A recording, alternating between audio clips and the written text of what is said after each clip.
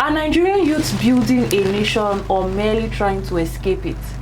Every day we see acts of creativity, innovation, brilliance, but we also see frustration and hopelessness.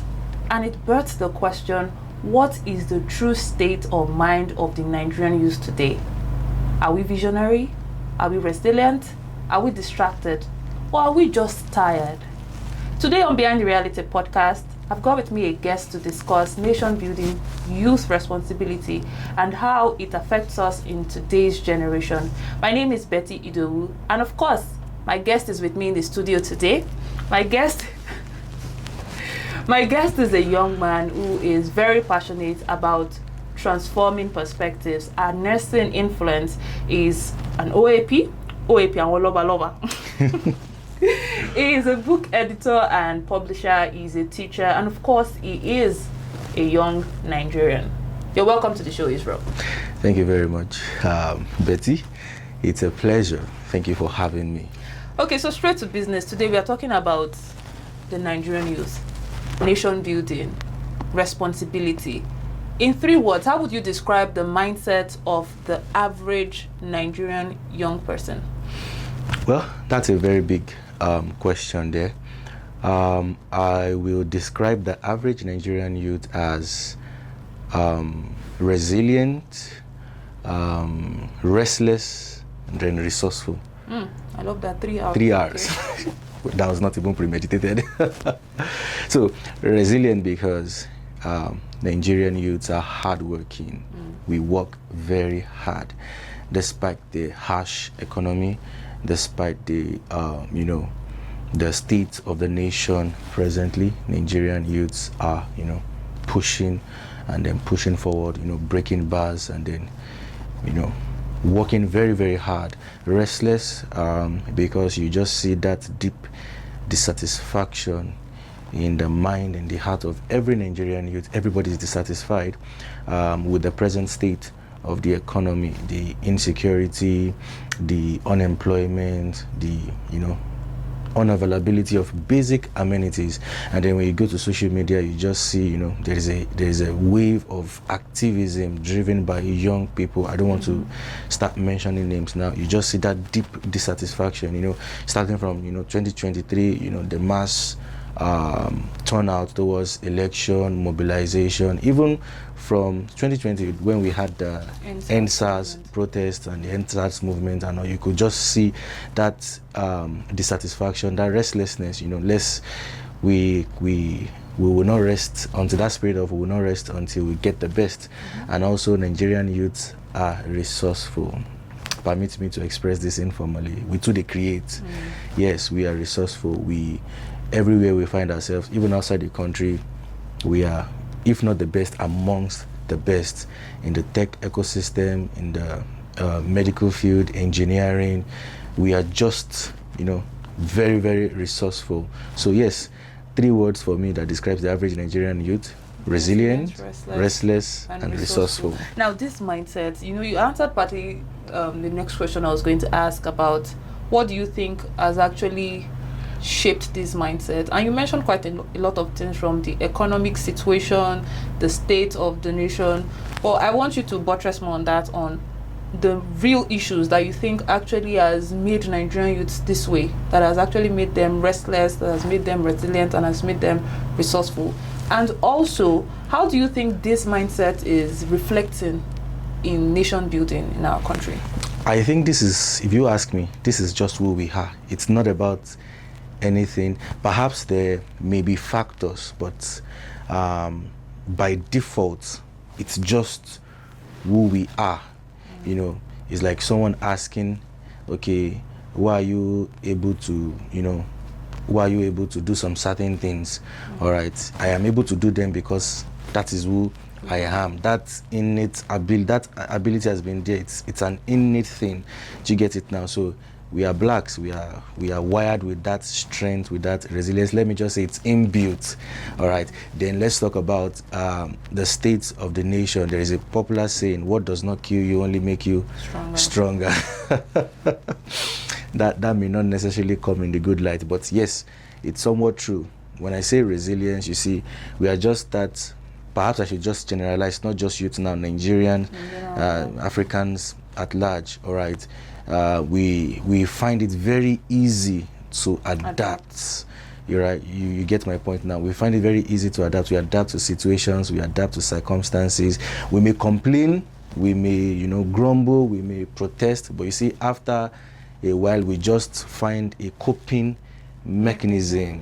We just have a natural way of coming out of things. So if you ask me, this is just who we are. It's not about any factor shaping us. It's inbuilt. But it's quite scary, because the fact that you mentioned that we have coping mechanism makes it scary for me, in the sense that when things are not working well the way as it should be in Nigeria, take for instance the NSAS movement, then it was like, oh, Nigerian youth are really ready to take back power, we're about to. Yes. But after a while, it just seems like, okay, we're not getting what we want or what we are clamoring for. And it's just like, after a while, everybody goes back to everything goes back to normal.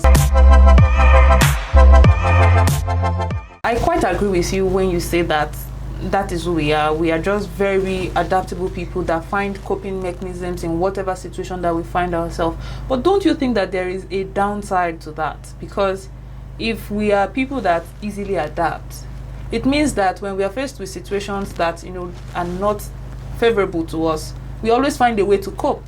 And this is part of the things that I feel like the government tends to bank on, because when there are issues and people are protesting, young people come out. Take the NSAS movement, for instance. It felt like that period the youth were united. They came together for a common cause, and it was faced with a lot of negative feedback from some people in government. Now, after a while, we just see that everybody has gone back to their normal lives. People are now going on, normalcy has returned, and things just go back to how they were doing. So don't you think there's a downside to this coping mechanism? When we want to address the state of the nation, we must be fair to do it both subjectively and objectively. We must look at it from both sides. What the government is not doing, or what the government is doing, and since the conversation is about youth now, what the youth is doing and undoing. We have our doings, we have our undoings.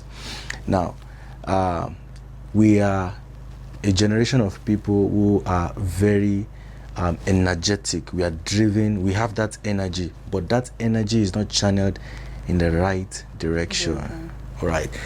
Activism, I believe, is not all about coming out in broad daylight, blocking the streets, blocking the roads, going on protests, invading government houses and all. If it were to even be government houses, I would say better. Most times, the places that are being invaded, are just innocent, exactly, and then in some cases, innocent entrepreneurs, all right, maybe exactly, just vandalizing properties, So it's an energy that is not channeled in the right direction.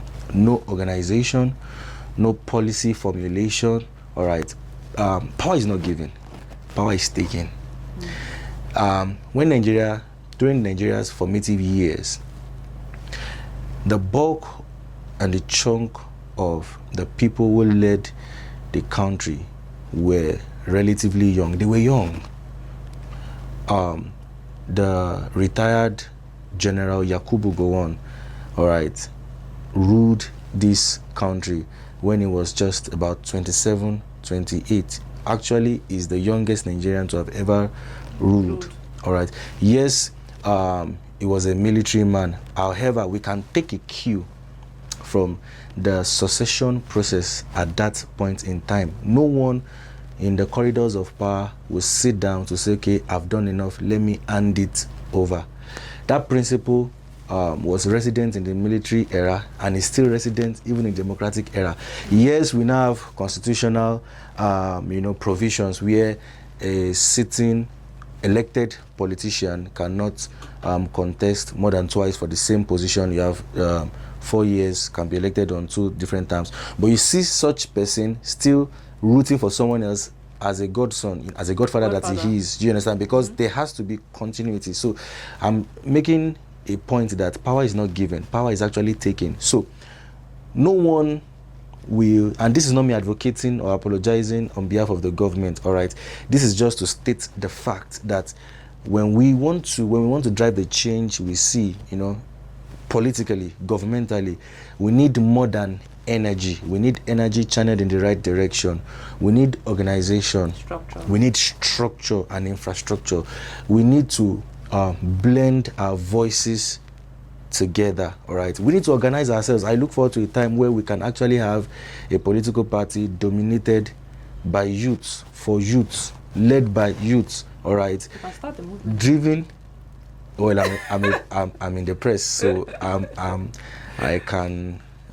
not allowed to be partisan, all right? But yes, I use my voice to call for this change, all right? So this is what we need. So yes, going back to the question you asked, we as average Nigerian youth, or as Nigerians, we adapt easily. However, much more than blaming the governmental irresponsibility, we also need to look inwards and begin to channel our anger, channel our restlessness, channel our energy into the right direction. There is power in numbers, and we have the numbers, all right? The Nigerian youth constitutes 60% of the population of this country as we speak today. Mind you, out of the other 40%, we have elders, statesmen who are also for the youth and with the youth. But the fact that, you see, we are just, we look so many, but we are scattered. So we are easily divided. You get to elections fast approaching now, right? You get to polling centers and you see that youths are collecting money, selling their votes, vote buying, all right, malpractice and all of that. These same youths are also getting money from politicians to divide, to divide their circles. It starts from the campuses. We see a lot of things that go on in the I was going to get that part. The so-called campus politics, school politics, it all starts from there. And quickly, let me shift the conversation. Let me steer to this point now where I'm asking now that, do you think the young people actually are building capacity, or we are just thinking about quick successes? Well, your questions are... Because, capacity, now, when you ask people that, okay, what's your definition of success? Okay, just make money. Just to make money. So would you say that we're actually building capacity for this change that we truly desire in our nation, or everybody is just about, let me get my own, let me live a comfortable life, and that's it? Well, I don't want to answer the question in a generic way, because everybody has to speak for himself at the end of the day. But true to it, what is that one thing everybody is pursuing? Survival. We want to survive. It's not even about living this time around. It's about surviving. So after survival, then I can begin to think of living. And by living, I'm talking about even, luxuries and all of that. So yes, it's just so unfortunate that we are where we are at this point in time. And like I said earlier on, it's both subjective and objective, all right? But Nigerians are resourceful. The Nigerian youth is resourceful. I believe that by the time the government starts paying due attention, all right, whether we like it or not, it's the government's responsibility to take care of its people, its citizens. It's the responsibility of government.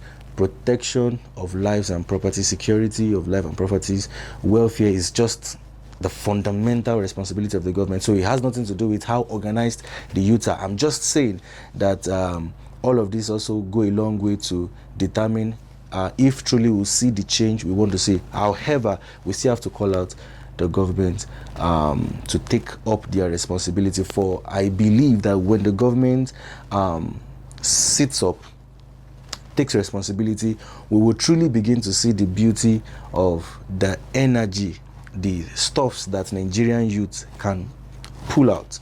All right. You see, I said earlier on that the Nigerian youths are very, very resourceful. That speaks of speaks to capacity. We are making waves, all right, in entertainment. Look at the Afro beat industry, all right. Now we have young people who have taken they've taken it to the global stage, competing even at the Grammys, all right. Look at sports, all right. Look at tech, all right. Look at technology, look at engineering, look at medicine. Why do you think UK today has come out, the medical council in UK has come out to declare that Nigeria is one of the top countries to which they source their resources from, human resources in the medical field, all right. So yes, we have the capacity, we do have. It's just so unfortunate that the ecosystem has not been so favorable, and that even people who seem to be making it and who truly are making it in this country, they just have to go extra mile, do extraordinary things, put in a great measure of, and by great I mean beyond what every normal person should do. I don't know if you get what I'm trying to say now. How that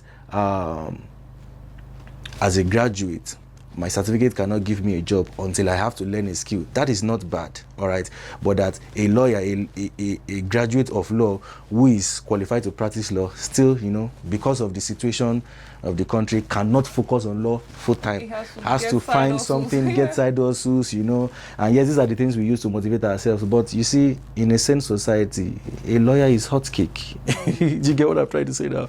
So yes, I'm not against, and please let me just put a balance to it. I'm not against having multiple streams of income, but the pressure that comes with it, especially for young people who are professionals. This side also comes from the need to be stable financially. Exactly, not necessarily they want to do it. Exactly, that's what I'm driving at. You just, people who are doing well just have to find every way, and that's why I still keep saying that Nigerians are resilient. Now, talking about that resilience, one of the ways that we survive in this country, one of the survival modes that has been ongoing for now, is to japa, to relocate.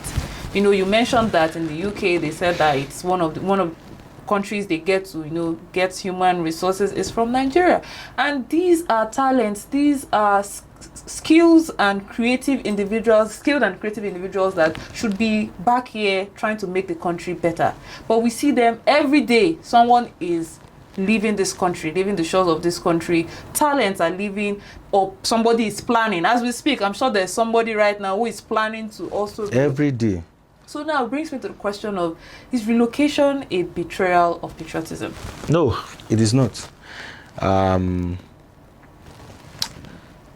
would once again not answer this in a generic way, because everybody has to answer for himself. But my decision to relocate into a foreign country is not a betrayal of patriotism. Before now, I mean, in the 40s, 1940s, 1950s, 60s, we had people who, after their high school education, would travel out of the country, to get education, higher education, all right. And then, so it's not a modern trend. Maybe it's becoming too, too much. The jackpot that so many people do these days now is not usually for education purposes. They go and don't come back. But we see back then, many of these people went on scholarships. Okay, true. They went on scholarships and they returned to but now it's almost like many people are just going because they believe that it's their escape route to a better life that they cannot get in Nigeria. Well, let's correct the mindset. Okay. Every land is fertile, every land is infertile. It all boils down to you. If you are not hardworking as a Nigerian, don't think, and I'm sure even our listeners who are foreign-based will be able to attest to this fact that, look, there is no miracle money anywhere. Maybe there are better infrastructures. Maybe laborers are better compensated. All right. However, if you are not able to make it, in quotes, in Nigeria, it will be more than difficult to make it out there. Now, for those who have, or those who had the privilege to japa, and they did, I don't find it, I don't see it as a betrayal of patriotism. All right. Patriotism is that love you have for your country. It's unconditional. It has nothing to do with the state of the country. I am a Nigerian. I will always be a Nigerian. In fact, personally, I do not fancy Japa. I do not see myself traveling. It's a personal opinion. Traveling out of this country for relocation purposes. Maybe I could go to attend exactly leisure vacation for programs, conferences, meetings, or maybe to get another degree or some certifications. I go, I come back. You see, I don't see myself living abroad. On a lighter mood, maybe around 5-6 p.m. I'm hungry. I could just stroll out of my compound, get bread and akara. I can't get that here. So yes, I don't see it as a betrayal of patriotism. What betrays patriotism is how you see your country, how you preach your country. We have people who are outside the country right now who just blackmail Nigeria. They present Nigeria as that hopeless. You see, every country has its own challenges, all right?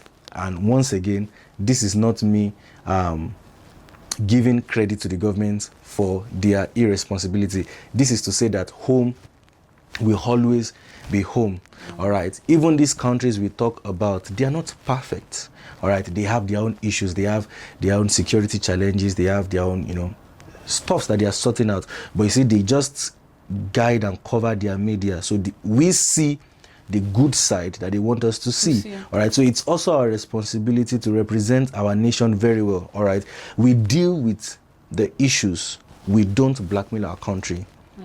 We demand for accountability from the government of the day. We don't rubbish our country. So what becomes betrayal of patriotism is how you represent your country. When you're in a conversation, in rooms, international spaces, and then you are making your country look like a hopeless place where this is that, where that is this, and this is that. And so, in fact, presently we are suffering from its consequences. Right now, there have been instances of visa restrictions and all of that. We have even Nigerian youth traveling out of the country, going to foreign countries, and then, messing up. Engaging in fraud, engaging in violence, engaging in so many things. People whose visas have expired, who are overstaying, and so it becomes very, very embarrassing even to the country. So that's what I see as a betrayal of patriotism. So if you have the means and you have what it takes to go out of the country, as a worker, in fact, I think it's a joy for Nigeria to export part of its resources, all right, to the foreign scene. It's good PR for the country, all right? So if you have the means and you have what it takes to thrive outside the country, all right, please feel free. It's not a betrayal of patriotism. However, going there because you are just tired of this country and you just want to make it, and then especially when you don't have what it takes, you've not done your research, you didn't plan, you don't have solid information, some will go as far as selling their properties, selling their father's house, and then get them, you just be putting yourself in trouble. But then, would you say that it is fair to actually expect patriotism from citizens that feel like the system has failed them? The system has failed you, but the country has not failed you. Is this song by the legendary Sunny Ade? Nigeria yìí ti gbogbo wa ni. Bí wọ́n gbọ́dọ̀ bàjẹ́ torí kò sí ibòmíràn tí a lè lọ. There is nowhere. Home will always be home. Our patriotism, being patriotic to Nigeria, is beyond all that we are seeing and experiencing. No politician or no Nigerian, let me say, is greater or bigger than Nigeria. So whatever problem we are facing is as a result of irresponsible Nigerians.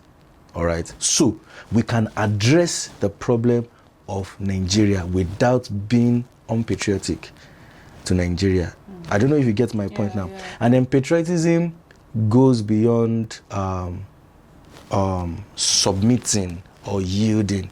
When we come out to protest, we are expressing patriotism. The proof of my love for you is not rubbing your head and pampering you when you do wrong.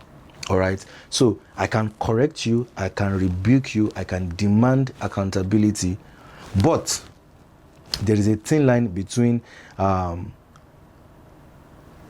advocacy, activism, and then utterly destroying your country. So yes, patriotism to this country is non-negotiable. If Nigeria will succeed, if Nigeria will thrive, we need to get to that point where we realize that every act of ours contributes to the greatness of this nation. When you take, for instance, when you consume a product and you just drop the nylon on the floor, that's not the president doing that. That's not the president doing that. All right.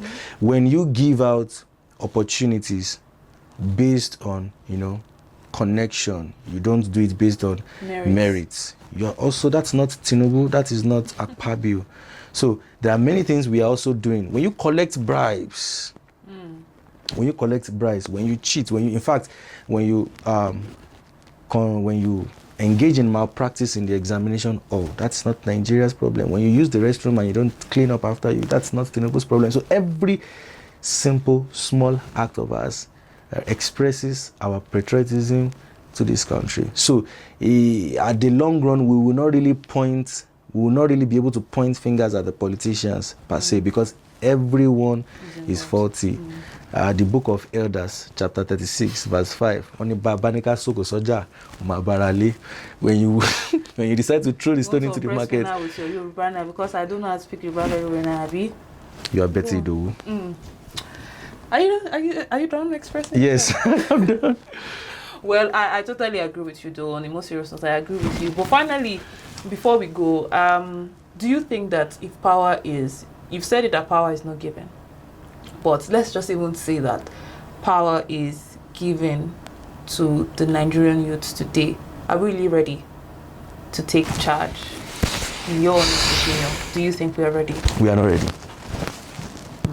And what does it take to get us ready? Let's organize ourselves.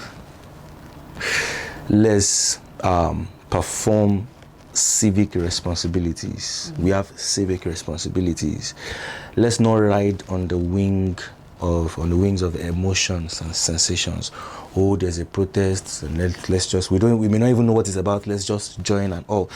Let's speak from the place of facts. Let's get our facts correctly, and let's prove to ourselves and to everyone around us that we have sufficient capacity not gauged by physical energy but by mental, intellectual sagacity, capacity, ability to make decisions.